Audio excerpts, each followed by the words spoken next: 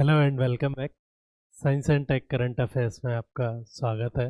जो टॉपिक्स हम देखने वाले हैं वो कुछ फाउंडेशनल टेक्नोलॉजी से रिलेटेड हैं, कुछ यूनिवर्स और उसके रहस्यों या मिस्ट्रीज से रिलेटेड हैं, कुछ हमारे जो इंडिजिनाइजेशन ऑफ टेक्नोलॉजी या डिफेंस में या सिविल एविएशन में उससे रिलेटेड है। एंड देन फाइनली एआई का गवर्नमेंट ऑफ इंडिया कैसे इकोनॉमी को बूस्ट करने में यूज़ कर रही है, कुछ उससे रिलेटेड न्यूज़ है। तो एक बार हम टॉपिक्स पे नज़र डाल लेते हैं। पहले जो टॉपिक्स 4-5 इम्पोर्टेंट आपके एग्ज़ाम के पॉइंट ऑफ व्यू से न्यूज़ में रहे हैं वो कुछ इस तरह है। कॉस्मिक टाउन एक गैलेक्सी मिली है जो कि काफ़ी वेल ऑर्गेनाइज्ड है और अर्ली यूनिवर्स की है। थ्योरीज अभी तक ये कहती थी कि अर्ली यूनिवर्स में गैलेक्सीज इन जनरल उतनी ऑर्गेनाइज्ड नहीं होती थी, स्कैटर्ड या फ्रेगमेंटेड होती थी। उसको देखते हैं। देन वी विल सी कि this year in 1925 Heisenberg and other scientist like Einstein, Paul Dirac, max Planck, Niels Bohr gave a theory or developed a theory named as quantum mechanics और quantum physics। उसको इस वर्ष पूरे 100 साल हो गए हैं। क्वांटम फिजिक्स क्या है, उसके क्या मायने हैं डेली लाइफ में या फिर टेक्नोलॉजी में, वो कहाँ यूज़ हो रही है, उसको देखेंगे। देन हम देखेंगे कि हिंदुस्तान एरोनॉटिक्स लिमिटेड का ध्रुव जो हेलीकॉप्टर है उसका नेक्स्ट जनरेशन वर्जन डेवलप कर लिया है उन्होंने, और वो अब इसको डिफेंस से बाहर लाकर सिविल एविएशन में, सिविल यूजेस में इस्तेमाल करना चाहते हैं। Then finally we will see कि कैसे government of India through a common infrastructure is pushing AI for common public use, कि जिससे जो स्टार्टअप्स हैं, जो अकेडमिया है, जो रिसर्च है, जो इंडस्ट्री है, वो एआई टेक्नोलॉजी को, एआई टूल्स को एक शेयर्ड पब्लिक इंफ्रास्ट्रक्चर पर ट्रेन कर सके और उसका फिर लोगों को फ़ायदा मिल सके।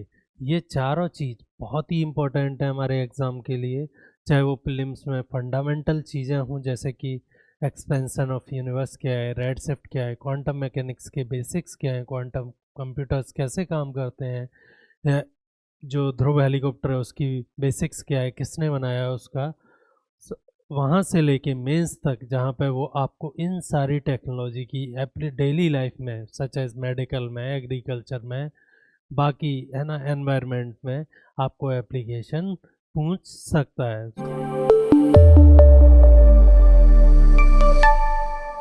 सो हम स्टार्ट करते हैं अपने पहले टॉपिक से, और हमारा पहला टॉपिक है अलकनंदा नाम की एक गैलेक्सी को इंडियन एस्ट्रोनॉमर ने फाइंड किया है। So Indian institute of astrophysics Bangalore में है, और वहाँ पे कुछ रिसर्चर्स ने जेम्स वेब स्पेस टेलीस्कोप, जो कि एक नासा की टेलीस्कोप है, उसका डेटा लेके ये फाइंड किया है कि एक गैलेक्सी, जिसको नाम उन्होंने बाद में अलकनंदा दिया है, एक गैलेक्सी आप देख रहे होंगे इस इमेज में, एक गैलेक्सी है। सो जो डेटा है जेम्स वेब स्पेस टेलीस्कोप की, जो पिक्चर्स हैं, उनमें उन्होंने एक गैलेक्सी को पॉइंट आउट किया और ये बताया कि ये गैलेक्सी की जो लाइट है हमको करीब कितने साल बाद मिली है, 12 बिलियन लाइट साल बाद मिली है। बेसिकली लाइट का कितने सालों तक चलती रही है, 12 बिलियन ईयर्स तक लाइट जब चलती रही है, तो उसकी लाइट फाइनली उस गैलेक्सी की जो फोटॉन्स हैं या लाइट है वो हम तक पहुंची है। इसका मतलब पहली बात तो कि हम पास्ट में कितने साल पास्ट में देख रहे हैं, 12 बिलियन। अगर मैं यूनिवर्स की एज की बात करूं तो यूनिवर्स करीब करीब 14 बिलियन ईयर ओल्ड है। मतलब जो बिग बैंग जो हम बोलते हैं, जो एक पॉइंट सिंगुलैरिटी जहाँ से कि पूरी यूनिवर्स बनी थी और एक्सपेंड हुई थी, और स्पेस इटसेल्फ एक्सपेंड हुआ और बाकी चीज़ें बनी, उसमें मैटर आया, एंटी मैटर आया, ठीक है, ये सारी चीज़ें बनी। इसको करीब कितने साल हो गए, 14 बिलियन ईयर्स। तो शुरुआत में जब यूनिवर्स थोड़ा ठंडा हो गया, थोड़ा कूल डाउन हो गया, तो मैटर क्या बनाने लगा, जो fundamental particles like quarks and electrons मिलके क्या बनाने लगे, एटम। एटम्स और ठंडे हुए तो मॉलिक्यूल्स बनने लगे, मॉलिक्यूल्स और ठंडे हुए तो ग्रेविटेशनल पुल के कारण हमें क्लस्टर्स या क्लाउड्स मिलने लगे, जिन्हें हम नेबुला बोल देते हैं। नेबुला फाइनली कोलैप्स होके स्टार्स बनाने लगे और स्टार्स को एक डार्क मैटर की हेल्प से स्टार्स के क्लस्टर्स किसमें कन्वर्ट होने लगे, गैलेक्सीज में। यहाँ पे दो तीन चीज़ें इंपॉर्टेंट हैं। पहला तो है कि भाई यूनिवर्स का एक ओरिजिन है, जब वो बहुत हॉट थी उस टाइम पे चीज़ें स्कैटर्ड थी, एलिमेंटल पार्टिकल के फॉर्म में थी। देन ग्रेविटेशनल पुल और डार्क मैटर के पुल की वजह से हमें कुछ क्लस्टर्स दिखने लगे, such as planets, stars, nebula या क्लाउड्स, और उनके भी बड़े cluster such as galaxies. So theories अभी तक ये कहती थी कि जब यूनिवर्स को करीब 1.5 से 2 बिलियन ईयर हुए थे, तब जो गैलेक्सीज या क्लस्टर्स बने थे, जो लंप ऑफ मटेरियल था वो ऑर्गेनाइज्ड नहीं था। वो कैसा था, डिसऑर्गेनाइज्ड था, वो बहुत ज़्यादा ऑर्गेनाइज्ड नहीं था। जो गैलेक्सीज इनिशियली फॉर्म हुई थी, अभी तक के जो मॉडल्स हैं, मैथमेटिकल्स मॉडल्स हैं, वो क्या कहते हैं, वो कैसे थे, ठीक है, कैओटिक एंड इरेगुलर, उनका कोई पर्टिकुलर शेप नहीं था। और जो एक टाइम के साथ एवोल्यूशन की वजह से जो हमें प्रॉपर स्पाइरल गैलेक्सी मिलती हैं, वो शुरुआत की गैलेक्सीज में नहीं थी चीज़ें। वो चीज़ें क्या नहीं, शुरुआत की गैलेक्सीज में वो स्ट्रक्चर उतना रेगुलर या ऑर्गेनाइज्ड नहीं था। तो हमारे जो एग्जिस्टिंग मॉडल्स हैं उनको ये गैलेक्सी का ऑब्जर्वेशन चैलेंज करता है। आपको ये बात याद रखनी है कि भाई इस फाइंडिंग्स के इम्प्लीकेशन क्या हैं, कि गैलेक्सी के फॉर्मेशन की जो मॉडल्स हैं, जो मैथमेटिकल मॉडल्स हैं या थ्योरीज हैं, अब हमें उन्हें रिवाइज करने की ज़रूरत है। यूनिवर्स को हम जिस फॉर्म में देखते हैं, जिस तरीके से देखते हैं, वो थोड़ा सा अब बदलने वाला है। सेकेंडली, कोई भी जो मैटर है यूनिवर्स में, जितना मैटर है और यूनिवर्स का जितना एक्सपेंशन रेट है, बेसिकली यूनिवर्स, जैसे ये बिग बैंग का पॉइंट है, यहाँ से यूनिवर्स का जो साइज़ है वो बढ़ता जा रहा है। साइज़ बढ़ रहा है, इसका मतलब कोई ऐसा फैक्टर है जो कि इसको एक्सपेल या बेसिकली एक्सपेंड कर रहा है। इसको, जो फैक्टर इसको एक्सपेंड कर रहा है यूनिवर्स को, उसको हम कह देते हैं डार्क एनर्जी। ऐसे डार्क एनर्जी के रहते हुए गैलेक्सीज का बन पाना थोड़ा मुश्किल है। वो क्या करेगा, गैलेक्सीज या मैटर को एक साथ इकट्ठा नहीं होने देगा। तो फिर हमें एक और चीज़ समझ में आती है कि डार्क एनर्जी के साथ साथ एक मटेरियल है जिसका नाम है डार्क मैटर, वो इन गैलेक्सीज को एक साथ रखता है, एक साथ बाइंड करके रखता है अपने ग्रेविटेशनल फोर्स की वजह से। So dark energy is responsible for expansion of universe, या फिर चीज़ों को एक दूसरे से दूर भागने में हेल्प कर रही है डार्क एनर्जी। डार्क मैटर और जो हमारा नॉर्मल मैटर है जिससे हम लोग बने हुए हैं, वो क्या है, उसमें क्या है, ग्रेविटेशनल पुल है, और वो किस चीज़ में हेल्प कर रहा है, गैलेक्सीज को एक साथ रखने में। सो आपको ऑन दी वन हैंड आपको यूनिवर्स एक्सपेंडिंग मिलेगी, चीज़ों गैलेक्सीज आपस में एक दूसरे से दूर भागती मिलेंगी, जो इंटरवीनिंग स्पेस है वो बढ़ता हुआ दिखेगा। बट एज सच गैलेक्सीज खुद अपने आप में दूर नहीं जा रही हैं, एक सिंगल गैलेक्सी टूट नहीं रही है, उसकी वजह है डार्क मैटर। सो हमें ये समझ में आ रहा है, ना सिर्फ इनिशियल जो यूनिवर्स थी उसमें गैलेक्सीज का जो साइज़ था वो रेगुलर था, बट बल्कि ये भी समझ में आ रहा है कि उस टाइम डार्क मैटर का रोल उतना ही इम्पोर्टेंट था जितना कि आज है। So dark matter is holding them together since the earliest time, ठीक है। देन और एक और चीज़ जो इम्पोर्टेंट है इस ऑब्जर्वेशन से रिलेटेड, वो है कि जनरली जब जो गैलेक्सी जितनी दूर होती है, जो भी ऑब्जेक्ट या स्टार जितनी दूर होता है, एक तो हम उसे सिंपली इसलिए नहीं देख सकते क्योंकि वो बहुत दूर है, उसकी लाइट क्या है, बहुत ज़्यादा फैल चुकी चुकी है, ठीक है।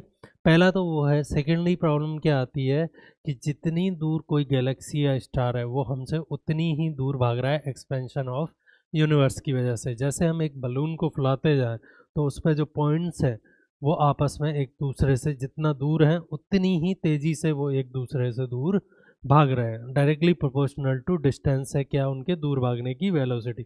इसकी वजह से जो लाइट वहाँ से निकली थी, लेट से वो ब्लू कलर में निकली थी किसी स्टार से, लेट से लाइट किस कलर में निकली थी, ब्लू कलर में निकली थी, वो हम तक पहुँचते रेड या इंफ्रारेड कलर की रह जाती है, उसकी जो वेवलेंथ है वो क्या हो जाती है, स्ट्रेच हो जाती है। उसकी जो वेवलेंथ है वो क्या हो जाती है, स्ट्रेच हो जाती है। पहले ऐसी थी, वो लाइट हम तक पहुंचते पहुंचते ऐसी हो गई। वेवलेंथ स्ट्रेच होने की वजह से उसका कलर हमें जो दिखता है वो किसकी तरफ शिफ्ट हुआ दिखता है, रेड साइड शिफ्ट हुआ दिखता है। इसी को हम क्या बोल देते हैं, रेड शिफ्ट बोल देते हैं। One of the foundational concept of astronomy, जिससे हम डिस्टेंट ऑब्जेक्ट्स की दूरी कैलकुलेट कर सकते हैं। और ठीक है, बिग बैंग मैंने आपको बता दिया है, वो starting point, origin of universe, जहाँ से क्वांटम फ्लक्चुएशंस की वजह से, स्पेस टाइम में क्वांटम फ्लक्चुएशन की वजह से इस ना सिर्फ स्पेस का ओरिजिन हुआ बल्कि किसका, मैटर का भी ओरिजिन दिखता है। मैटर प्लस एंटी मैटर का ओरिजिन दिखता है, जिससे यूनिवर्स में बैलेंस बना रहे। स्पाइरल गैलेक्सीज आर जनरली वो गैलेक्सीज हैं जो वेल ऑर्गेनाइज्ड हैं और जो कि बाद में बनी हैं, और वो they are held together by a dark matter halo. एक इन्फ्लुएंस है किसका, डार्क मैटर का, जो कि इन गैलेक्सीज को एक एक्सपेंडिंग यूनिवर्स में एक साथ रखे हुए है। सो ये कुछ बेसिक सी चीज़ें हैं जो आपको याद रखनी है। हाँ, जेम्स वेब का जो ऑब्जर्वेशनल सिग्निफिकेंस है वो कुछ इस प्रकार है, क्योंकि ये लाइट शिफ्ट होते होते कभी कभार रेड में पहुंच जाती है या फिर कभी कभार इंफ्रारेड में। सो जो इससे पहले की जो हमारी सबसे बेस्ट टेलीस्कोप थी वो थी हबल स्पेस टेलीस्कोप, वो भी नासा की ही थी। ठीक है, सो जो हबल स्पेस टेलीस्कोप थी वो सिर्फ किस रेंज में ऑब्जर्व कर सकती थी, विजुअल रेंज में। अगर मान लो कोई लाइट शिफ्ट होते होते ब्लू से पहले रेड हुई और फिर आईआर में आ गई, तो हबल सिर्फ इन फ्रिक्वेंसीज को या इन वेवलेंथ्स को ऑब्जर्व कर सकता था, वो इंफ्रारेड को ऑब्जर्व नहीं कर सकता था। James Webb space telescope infrared जो लाइट है उसको भी ऑब्जर्व कर सकता है और हमें ऐसी गैलेक्सीज का पता चलने लगा है। सो ये कुछ बातें थी जो, और फाउंडेशनल कंसेप्ट थे जो आपको याद रखने हैं, जो कि आपके एग्ज़ाम में काम आएंगे, खासकर प्रीलिम्स में। ठीक है, जो इसके बाद हमारा टॉपिक है और काफ़ी इम्पोर्टेंट है, वो है क्वांटम फिजिक्स। समझते हैं थोड़ा सा। ठीक है, हमने जितनी भी चीज़ें देखी हैं, ये पेन है, मैं हूँ, आप हैं, सब के सब कैसे हैं, फिक्स हैं। सब के सब की पोजीशन हम बता सकते हैं, सब की सब की वेलोसिटी हम बता सकते हैं। समझ में आ रहा है आप? बट क्वांटम मैकेनिक्स में बेसिकली पार्टिकल की साइज जैसे जैसे हम एटम को तोड़ते गए या फिर लोअर लेवल्स पे जाते गए, हम मैटर की स्टेट्स में एटम पे पहुँचे, इलेक्ट्रॉन्स पे पहुँचे, तो हमें समझ में आया दो चीज़ें। पहली बात तो कि कोई भी चीज़ की जो पोजीशन है या मोमेंटम है वो बेसिकली फिक्स नहीं है। वो एक इलेक्ट्रॉन, एक न्यूक्लियस के अराउंड एक इलेक्ट्रॉन एक फिक्स पोजीशन पर नहीं रहता, बल्कि किस में रहता है, एक क्लाउड टाइप में रहता है, जिसकी हम प्रोबेबिलिटी बता सकते हैं कि एट ए टाइम ये इलेक्ट्रॉन यहाँ मिलने के चांस कितने हैं या यहाँ मिलने के चांस कितने हैं। लेट्स से इसके यहाँ मिलने के चांस 50% है, यहाँ मिलने के चांस 20% हैं। हम कभी भी सर्टेनली ये नहीं बता सकते कि ये एग्जैक्टली कहाँ मिलेगा अगर हम इसे मेज़र करते हैं। सेकेंडली, क्वांटम जो वर्ड आया है वो आया है क्वांटाइजेशन ऑफ एनर्जी से। जब हमने मेटल पे लाइट को साइन किया और इलेक्ट्रॉन्स को तोड़ने की कोशिश की, तो हमें पता चला कि एक पर्टिकुलर फ्रिक्वेंसी से ज़्यादा लाइट को जब हम साइन कर रहे हैं तभी उसमें से इलेक्ट्रॉन्स एमिट हो रहे हैं। इसका मतलब जो लाइट है वो ना सिर्फ वेव की तरह काम कर रही है, बल्कि उसमें क्वांटाज ऑफ एनर्जी हैं, पैकेट्स ऑफ एनर्जी हैं। जो आप एक पर्टिकुलर फ्रिक्वेंसी से ज़्यादा की लाइट डाल रहे हो तभी वो क्वांटा इतना बड़ा हो पा रहा है कि वो इलेक्ट्रॉन को नॉकआउट कर पा रहा है, कहाँ से, एक एटम से। ठीक है, इससे ये वर्ड आया है। क्वांटा का मतलब होता है पैकेट या एक यूनिट, है ना। और फंडामेंटल लेवल पे आप एनर्जी को उससे छोटी यूनिट में नहीं तोड़ सकते हो। वो मिनिमम एनर्जी लेवल रिक्वायर्ड है जिसके बीच में आप नहीं जा सकते हो। आप या एक रहोगे, दो रहोगे, तीन रहोगे, आप ढाई नहीं हो सकते हो, आप, है ना, डेढ़ नहीं हो सकते हो। कुछ वैसी चीज़ है। ठीक। सेकेंडली, जितने भी सब एटॉमिक पार्टिकल हैं, वो सब कैसे बिहेव करते हैं, मतलब वो आपको वेव नेचर भी दिखाएंगे। ठीक है, for example double slit experiment, जिसमें आपने एक इलेक्ट्रॉन फायर किया और इधर आपको जो पैटर्न मिला वो कुछ ऐसा ऐसा ना मिलने की बजाय जो पैटर्न मिला वो कुछ जैसे हम वेव को एक दो होल से पास करें वैसा मिला, ठीक है। सो वेव पार्टिकल डुअलिटी ये कहती है कि कोई भी फंडामेंटल पार्टिकल दो तरीके से बिहेव करते हुए दिखता है। कभी कभार वो हमें वेव जैसे लाइट बिहेव करती है वैसे दिखता है, कभी कभार वो हमें पार्टिकल की तरह बिहेव करते हुए दिखता है। इन जनरल जब तक हम उसे ऑब्जर्व नहीं कर रहे हैं तब तक वो वेव की तरह बिहेव करता है, ठीक है। तब तक वो सुपर पोजिशन स्टेट में रहता है, और जब हम उसे ऑब्जर्व करते हैं तब वो किसकी फॉर्म में बिहेव करता है, पार्टिकल की फॉर्म में बिहेव करता है। इसी को हम क्या बोल देते हैं, ऑब्जर्वर इफेक्ट। जब तक हमने उसे देखा नहीं, मीज़र नहीं किया, ठीक है, उससे इंटरेक्ट नहीं किया, तब तक वो हमें कैसा दिखेगा, वेव की फॉर्म में बेसिकली। तब तक वो हम उसे प्रोबेबिलिटी बता सकते हैं कि इलेक्ट्रॉन कहाँ मिलने वाला है। जब हम मीज़र कर लेंगे तो हमें एग्जैक्टली पता चल जाएगा इलेक्ट्रॉन कहाँ है। इसका मतलब एक और चीज़ समझेंगे, इसका मतलब ये कतई नहीं है कि इलेक्ट्रॉन पहले भी एक ही जगह था, हमें पता नहीं था, हमारे मॉडल्स गलत हैं, ऐसी बात नहीं है। क्वांटम मैकेनिक्स ये कहती है इलेक्ट्रॉन एक साथ यहाँ भी था, एक उसी समय यहाँ भी था। इसी को हम क्या बोल देते हैं, सुपर पोजिशन। इसी के बेसिस पे कुछ नई चीज़ें याद की जा रही हैं, जैसे कि क्वांटम कंप्यूटर्स, ठीक है। अभी तक के कंप्यूटर्स में दो बिट होती हैं, 0 और 1, ठीक है। सुपर कम सॉरी क्वांटम कंप्यूटर्स में भी बेसिकली दो ही स्टेट होते हैं, 0 1। बट क्योंकि सुपर पोजिशन होता है, जब तक आपने क्वांटम स्टेट को मीज़र नहीं किया तब तक वो 0 और 1 के बीच में कहीं भी हो सकता है, और 0 और 1 एक साथ भी हो सकता है।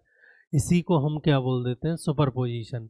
मैंने जब आपसे ऑब्जर्वर इफेक्ट की बात की तब बताया कि ऐसा नहीं है कि पहले इलेक्ट्रॉन एक ही जगह था, बस हमें पता नहीं था, ये बात नहीं है। हकीकत में बात यह है, जब तक हमने मीज़र नहीं किया, क्वांटम सिस्टम्स एक समय पे कई स्टेट में एक साथ रह सकते हैं। बात यह है, इससे क्वांटम कंप्यूटर्स की कैपेसिटी कई गुना बढ़ जाती है, और जो हमारे अभी के सिक्योरिटी सिस्टम है उनको वो इजीली तोड़ सकते हैं अगर फ्यूचर में क्वांटम कंप्यूटर्स बन जाते हैं, ठीक है। क्योंकि अभी जो कंप्यूटर्स यूज़ होते हैं उनके लिए जो सिक्योरिटी लगाई गई है वो बहुत एक मॉडरेट लेवल की है as compared to quantum computers. तो क्वांटम में भी एक व्यवस्था है जिससे क्वांटम की डिस्ट्रीब्यूशन बोलते हैं, उसमें भी हम एक ऐसा फंक्शन लगा सकते हैं कि फिर उस सिक्योरिटी को खुद क्वांटम कंप्यूटर्स ना तोड़ सके। तो अब आपको इसका सिग्निफिकेंस दिखने लगा होगा। अपार्ट फ्रॉम क्वांटम कंप्यूटर्स जो अभी तक चीज़ें हो रही हैं, जो अभी तक यूज़ हो रहा है क्वांटम मैकेनिक्स का आपकी डेली लाइफ में, वो आप जितने भी मोबाइल डिवाइस यूज़ करते हो उसमें जो डायोड या ट्रांजिस्टर लगा रहता है वो बेसिकली किस प्रिंसिपल्स पे आधारित है, क्वांटम मैकेनिक्स के प्रिंसिपल्स पे आधारित है। जब इलेक्ट्रॉन होल से कंबाइन होता है, ठीक है, वो बेसिकली किसके हिसाब से होता है, क्वांटम मैकेनिक्स के रूल्स के हिसाब से। सो जितने भी आपके डायोड्स हैं, सेमीकंडक्टर, ट्रांजिस्टर्स हैं या चिप है, बेसिकली वो किस पे काम कर रही है, क्वांटम मैकेनिक्स के फंडामेंटल प्रिंसिपल्स पे काम कर रही है। क्वांटम मैकेनिक्स के बिना हम मॉडर्न चिप्स को नहीं बना सकते। देन जो ऑप्टिकल लेज़र लाइट्स हैं वो भी क्वांटम मैकेनिक्स पे काम करती हैं, वहाँ भी हमें सब एटॉमिक पार्टिकल्स की ज़रूरत पड़ती है लेज़र्स को क्रिएट करने में। न्यूक्लियर एनर्जी में ऑब्वियसली हम सब एटॉमिक पार्टिकल से डील कर रहे हैं, न्यूट्रॉन टाइप से। And then similarly medical imaging में खासकर MRI, positron emission tomography, like उन सब में भी किसका यूज़ है, क्वांटम मैकेनिक्स का। अगर मैं इंडियंस की बात करूं क्वांटम मैकेनिक्स में, तो सत्येंद्र नाथ बोस ने आइंस्टाइन के साथ काम किया था और काफ़ी मैटर की क्वांटम स्टेट्स को डिटरमाइन करने में हेल्प की थी, उनके फॉर्मूले, उनकी मैट्रिसेस में। दूसरे जो आदमी हैं वो हैं सीवी रमन, कि अगर लाइट किसी मैटर से इंटरेक्ट करती है, स्कैटर होकर अपना कलर बदलती है, तो बेसिकली वो मैटर क्या होगा। फॉर एग्जांपल लाइट, ये लाइट आ रही है मेरे आगे से, ये इस बोर्ड से इंटरेक्ट करके पीछे जा रही है तो कुछ तो शैडो हो जाएगी, बट एज इस पे जो एज है, इसकी जो किनारा है वहाँ पे क्या होगी, स्कैटरिंग होगी। स्कैटरिंग डिपेंड करती है, स्कैटरिंग की वजह से change in colour of light जो है वो डिपेंड करता है कि बोर्ड किस मटेरियल का बना हुआ है। तो जितने भी केमिकल कंपोजिशन हमें पता करने की ज़रूरत पड़ती है वहाँ पे हम लोग CV रमन स्पेक्ट्रोग्राफी कर लेते हैं। उससे हमें क्लियरली ये पता चल जाता है कि भाई जो जो ऑब्जेक्ट है वो किस मटेरियल का या केमिकल का बना हुआ है। सिमिलरली ये एस्ट्रोनॉमी में भी यूज़ होता है स्टार्स के कंपोजिशन और उनकी मटेरियल की जानकारी के लिए, ठीक है। सो ये दो बड़े नेम्स हैं Indian, SN boss and CV Raman, जिन्होंने वर्ल्ड स्टेज पे आइंस्टाइन जैसे लोगों के साथ काम किया है, जिन्हें नोबेल प्राइज़ भी मिला है, ठीक है। देन हम देखते हैं एक और डेवलपमेंट जो कि रिलेटेड है हमारा इंडिजिनाइजेशन ऑफ टेक्नोलॉजी से डिफेंस में, ठीक है, और सिविल एविएशन में। सो अभी तक हिंदुस्तान एरोनॉटिक्स लिमिटेड काफ़ी सारी चीज़ें बना रहा था, डेवलप कर रहा था और चला भी रहा था। उनमें से जो one of the most important है वो है LCA तेजस कॉम्बैट एयरक्राफ्ट, ठीक है, जो कि अभी दुबई में क्रैश भी हुआ था। बट हमारा खुद का इंडिजिनियसली डेवलप्ड एयरक्राफ्ट है, फाइटर एयरक्राफ्ट है। उसके अलावा हेल ने एक अपना हेलीकॉप्टर डेवलप किया जिसका नाम दिया गया ध्रुव। ध्रुव ऑलरेडी यूज़ हो रहा है, बट अभी क्या हुआ है, इसकी नेक्स्ट जनरेशन को लॉन्च किया है।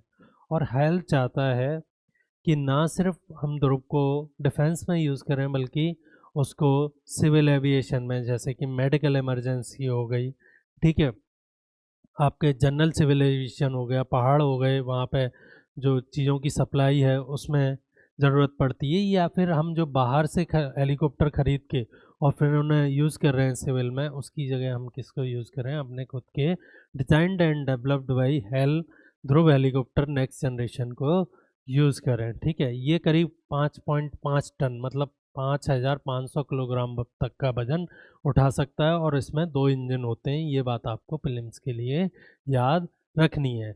ये जहाँ पे हेल्प कर सकता है, आपको मल्टीपल एरियाज़ में हेल्प कर सकता है।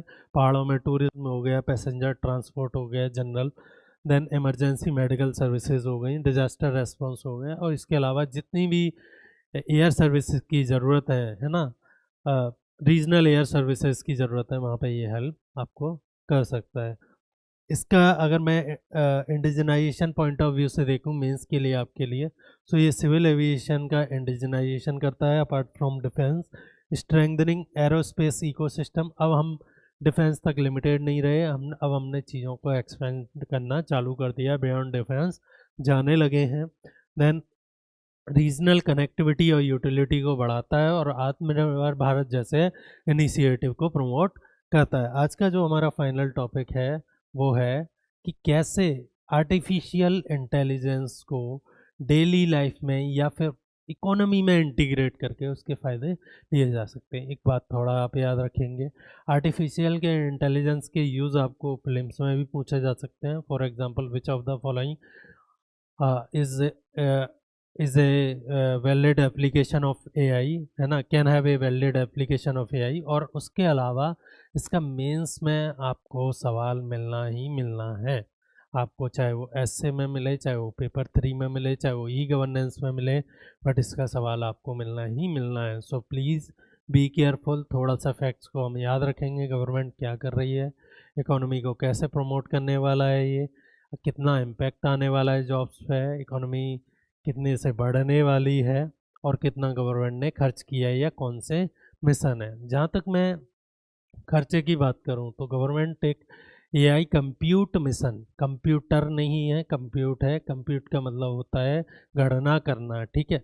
सो AI कंप्यूट मिशन एक ऐसा मिशन जहाँ पे कि हम कुछ कंप्यूटर्स, कुछ CPU, कुछ GPUs को लगा रहे हैं, जो कि आपको रेंट पर प्राइवेट एंटिटीज़ को, इंस्टीट्यूशंस को, रिसर्च इंस्टीट्यूशंस को, इंडस्ट्री को रेंट पे दिया जा सके, जहाँ पे वो अपना काम कर सकें। फॉर एग्जांपल, मैं एक स्टार्टअप चला रहा हूँ जिसमें मुझे अपना AI मॉडल ट्रेन करना है, जस्ट लाइक ChatGPT। सो मैं क्या कर सकता हूँ, गवर्नमेंट से वो कंप्यूटर ऑनलाइन उधार ले सकता हूँ। ऑनलाइन का मतलब वो क्लाउड पे है, वो कंप्यूटर मेरे घर देने नहीं आएंगे, वो कंप्यूटर जहाँ है वहाँ है, बस मैं अपनी कैलकुलेशन या अपना जो मॉडल है वो वहाँ भेज सकता हूँ उसको, ठीक है, इंटरनेट के थ्रू वो उसको रन करेगा और मुझे रिजल्ट देगा। जस्ट लाइक कि आजकल ChatGPT को हम यहाँ से बोलते हैं, अमेरिका, कोई कंप्यूटर अमेरिका में रखा है, कोई कहीं रखा है, कोई कहीं रखा है, यूरोप में रखा है, कोई इंडिया में रखा है, वो मुझे उसका कंप्यूट करके उस बात की जानकारी निकाल के देते हैं वहाँ से मेरे कंप्यूटर की स्क्रीन पर, जस्ट लाइक दैट। सो इसमें ये एआई कंप्यूट मिशन चला रही है गवर्नमेंट, जिसमें करीब करीब इन्वेस्टमेंट है 10,000 करोड़ का। आपको एग्जैक्ट नंबर याद नहीं रखना है। अगर हम एआई को प्रॉपरली अडॉप्ट करते हैं, just like IT revolution in 2000, हमने आईटी रिवॉल्यूशन से काफ़ी पैसा कमाया है इंडिया ने। हर साल हम hundreds of billions of dollar का हमारा एक्सपोर्ट है आईटी सर्विसेज का, ठीक है। उसी तरह अगर हम एआई को प्रॉपरली अडॉप्ट करते हैं और एआई रिलेटेड सर्विसेज में महारत हासिल कर लेते हैं, उन्हें यूज़ करना सीख जाते हैं, then we can boost our economy by 1.7 trillion by year 2035, ठीक है। सो ये एडिशन है इकोनॉमी में। और एआई हम सबको पता है एक एस्पेक्ट की जॉब खाने वाला है या फिर जॉब्स को कम करने वाला है, बट एआई अपने आप में कुछ जॉब्स क्रिएट करेगा। वो करीब कितनी है, एस्टिमेटेड है कि ये जॉब रफली 6 मिलियन है अगर हम एआई को यूज़ करना सीख जाते हैं। सो चीज़ों से डरने की ज़रूरत नहीं है, टेक्नोलॉजी का अडॉप्शन और टाइम से, है ना, हमें क्या करेगा, हमें आगे बढ़ाएगा, हमें बाकी नेशन से compete करने में मदद करेगा। थोड़ा देखते हैं हम क्वांटम कंप्यूट जो मिशन है हमारा वो क्या है एग्जैक्टली और उसके मेन गोल क्या है। सो क्वांटम कंप्यूट मिशन बेसिकली एक इंफ्रास्ट्रक्चर है, एक नेटवर्क ऑफ कंप्यूटर्स है, करीब 38,000 जीपी और सीपीयू और डेटा सेंटर्स का, जो कि आपको उधार मिल सकते हैं। किसको, जो भी लेना चाहे, स्टार्टअप हो गए, स्टूडेंट्स हो गए, जो भी लेना चाहे उसको ये क्या हो सकता है, उधार मिल सकता है, रेंट पे मिल सकता है। एकेडमी हो गई, इंस्टीट्यूशंस हो गए, देन इंडस्ट्रीज़ हो गई, उनको ये रेंट पे मिल सकता है। फॉर एग्जांपल रिलायंस अपना एआई मॉडल डेवलप करना चाह रही है, बट वो पूरा इंफ्रास्ट्रक्चर नहीं डेवलप करना चाह रही है, तो so then they can use it, ठीक है। और कुछ रेंट पे कर सकते हैं। तो हम जो अभी तक पैसे बाहर के डेटा सेंटर, बाहर के जीपीयू सीपीयू को दे रहे हैं, वो पैसा कहाँ रहेगा, इंडिया में ही रहेगा। सो करीब 38,000 जीपीयूज़ का ये क्या है, एक शेयर्ड नेटवर्क है, ठीक। ये कैसा है, जैसे हमारे पास अभी डिजिटल पब्लिक इंफ्रास्ट्रक्चर है, यूपीआई हो गया, डीबीटी हो गया, आधार कार्ड हो गया, जिसके बेसिस पे हमने काफ़ी सारी सर्विसेज लॉन्च की हैं, जैसे कि भारत पे हो गया। वो सब किसके बेसिस पे है, आधार और यूपीआई के बेसिस पे। सो जस्ट लाइक दैट इनके बेसिस पे हम किसको हासिल कर सकते हैं, इंडिया में एआई रिवॉल्यूशन को हासिल कर सकते हैं। वो जो हमने ऊपर नंबर देखे थे अभी 6 मिलियन और 1.7 या 1.5 ट्रिलियन कह लीजिए आप अप्रॉक्सीमेशन में, उनको अचीव कर सकते हैं। Then subsidies provide obviously government का है, स्टार्टअप्स को सब्सिडी मिलेगी जिससे वो कम रेंट में अपने मॉडल्स को चला सकें। And then enable development, foundation and development of AI in India. हमें चैट जीपीटी वगैरह लेने की ज़रूरत ना पड़े। फॉर एग्जांपल अभी चैट जीपीटी और जो गूगल के एआई है वो फ्री है ना, बट एक साल बाद ये नहीं रहेंगे, जो कि अभी टाइमलाइंस है, अभी की जो टाइमलाइंस है। तो उसके बाद हम बहुत सारा पैसा किसको देने वाले हैं, गूगल और चैट जीपीटी को। अगर हम रुपए दे रहे हैं तो हम बेसिकली क्या खरीद रहे हैं, डॉलर खरीद रहे हैं। इसका मतलब हमारे इंपोर्ट्स, सर्विसेज के इंपोर्ट्स क्या होंगे, बढ़ जाएंगे। उसको कम करने का ये एक नया तरीका है। अगर मैं एआई की एप्लीकेशन देखूं, है ना, खासकर यूपीएससी कई बार इलेक्ट्रॉनिक्स टेक्नोलॉजी का यूज़ वो आपसे एग्रीकल्चर में पूछ चुका है, गवर्नेंस में पूछता है, देन मेडिकल में पूछता है, इकोनॉमिक्स में पूछता है। तो अगर मैं एक स्पेसिफिक सेक्टर ले लूँ आज के लिए कि मेडिकल सेक्टर में मैं एआई का यूज़ कैसे कर सकता हूँ, तो आप थोड़ा सा समझेंगे इस बात को। लेट से मेरे पास कुछ 100 साल का कैंसर का डेटा है, कुछ 100 साल का कैंसर का डेटा है कुछ पेशेंट्स का, या 50 साल का या 10 साल का डेटा है। उसमें मेरे पास हज़ारों डेटा सेट्स हैं। कई बार ऐसा हुआ है कि डॉक्टर अर्ली स्टेज में कैंसर को नहीं पहचान पाए हैं, क्योंकि वो सेल्स या वो जो गत्था था वो क्या था, बहुत छोटा था।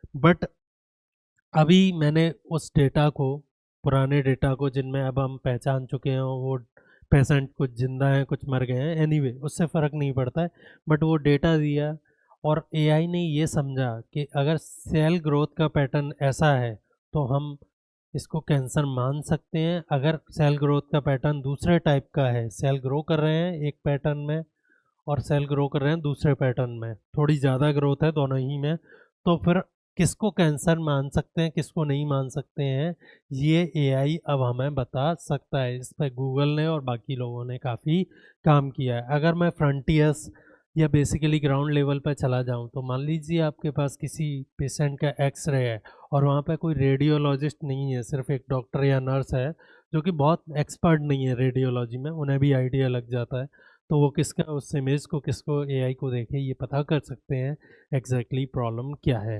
डायग्नोस्टिक्स में हम उसे यूज़ कर सकते हैं। फ्रंटलाइन हेल्थ सपोर्ट में जहाँ पे डॉक्टर और नर्सेस की कमी है वहाँ पे यूज़ कर सकते हैं।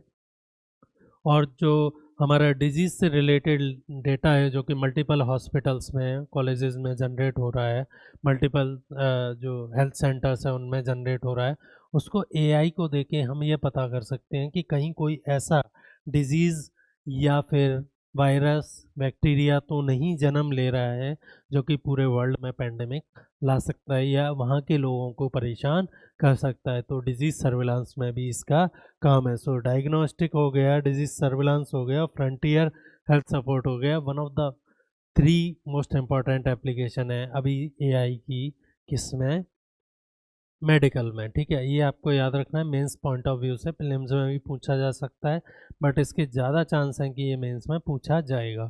ठीक, इसी तरह हम किसी और वीडियो में ये देख लेंगे एआई एग्रीकल्चर में कैसे हेल्प कर रहा है, एआई क्राफ्ट्स और ट्रेडिशन को बचाने में कैसे हेल्प कर रहा है। फॉर एग्जांपल लैंग्वेजेस का कंजर्वेशन हो गया। ठीक है, वो सारी चीज़ें हम एआई के थ्रू कर सकते हैं। सो टेक्नोलॉजी से डरने की ज़रूरत नहीं है ना, उसको अडेप्ट करने की ज़रूरत है। अगर आप उसे अडॉप्ट नहीं करोगे तो बेसिकली आप वर्ल्ड से पीछे रह जाओगे।